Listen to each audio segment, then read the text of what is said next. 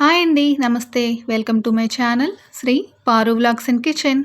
ఈరోజైతే వర్షాకాలంలో దొరికే ఎన్నో హెల్త్ బెనిఫిట్స్ ఉన్న అగాకరకాయలతో పిల్లలు కూడా ఇష్టంగా తినేలాగా పచ్చి రొయ్యలు వేసి కర్రీ ప్రిపేర్ చేసుకుందాం. దీనికోసం మేమైతే ఒక హాఫ్ కేజీ అగాకరకాయలు తీసుకున్నామండి. వీటిని ఒక 2-3 సార్లు క్లీన్ చేసుకున్న తర్వాత ఇలా చిన్న చిన్న ముక్కలుగా కట్ చేసుకుని పెట్టుకోవాలి. మేమైతే వీటిలో గింజలను సెపరేట్ చేసేసాము. మీరు కావాలంటే గింజలతో కూడా కుక్ చేసుకోవచ్చు.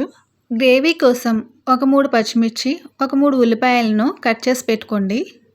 అలాగే రొయ్యలను కూడా పసుపు, ఉప్పు వేసి నీట్గా క్లీన్ చేసుకుని పెట్టుకోవాలి. ఇప్పుడు స్టవ్ వెలిగించి ప్యాన్ పెట్టుకుని గ్రేవీకి సరిపడా ఆయిల్ వేసుకుని ఈ ఆయిల్ హీట్ ఎక్కిన తర్వాత మనం కట్ చేసి పెట్టుకున్న పచ్చిమిర్చి, ఉల్లిపాయ ముక్కలు వేసుకోవాలి.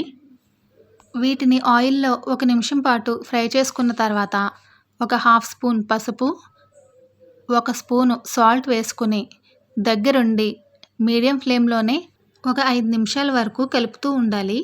ఇప్పుడు మనం కట్ చేసుకున్న ఆగాకరకాయ ముక్కలు అలాగే 1 స్పూన్ మసాలా పేస్ట్ వేసుకుని ఇవన్నీ కూడా బాగా కలిసేలాగా 1 నిమిషం పాటు కలిపిన తర్వాత మూత పెట్టి లో ఫ్లేమ్లోనే ఒక 10 నిమిషాలు మగ్గించుకోవాలి. ఇవి మగ్గేలోపు ఇంకొక పక్కన రొయ్యలను ఆగలింపు వేసుకుందాం. దీనికోసం ఒక చిన్న కడాయి పెట్టి 1 స్పూన్ ఆయిల్ వేసి మనం క్లీన్ చేసి పెట్టుకున్న రొయ్యలను అలాగే కొద్దిగా సాల్ట్, పసుపు ఇంకా కొంచెం మసాలా కారం వేసుకుని ఒకసారి ఇలా కలుపుకున్న తర్వాత ఇప్పుడు గ్యాస్ను లో ఫ్లేమ్లో పెట్టుకుంటే కొద్దిసేపటికి ఈ రొయ్యల్లోంచి మనకి వాటర్ రిలీజ్ అవుతుంది. చూసారు కదా రొయ్యల్లోంచి వాటర్ ఎలా వస్తుందో. ఇప్పుడు వాటర్ అంతా కూడా అబ్జర్బ్ అయ్యేంత వరకు గ్యాస్ను మీడియం ఫ్లేమ్లోనే పెట్టుకుని దగ్గరుండి కలుపుతూ ఉండాలి. ఇక్కడైతే రొయ్యల్లో వాటర్ అంతా కూడా చక్కగా అబ్జర్బ్ అయిపోయాయి. ఇప్పుడు మనం ఫ్లేమ్ ఆఫ్ చేసుకుని పక్కన పెట్టుకోవాలి. ఇంకా ఇక్కడైతే 10 నిమిషాల పాటు అగాకరకాయ ముక్కలను మగ్గించిన తర్వాత దీనిలోకి మనం ఆగిలింపు వేసిన రొయ్యలను అలాగే 1 స్పూన్ మసాలా కారం వేసుకుని ఇవన్నీ కూడా బాగా కలిసేలాగా కలిపిన తర్వాత మూత పెట్టి ఒక 5 నిమిషాలు లో ఫ్లేమ్లోనే మగ్గించుకోవాలి.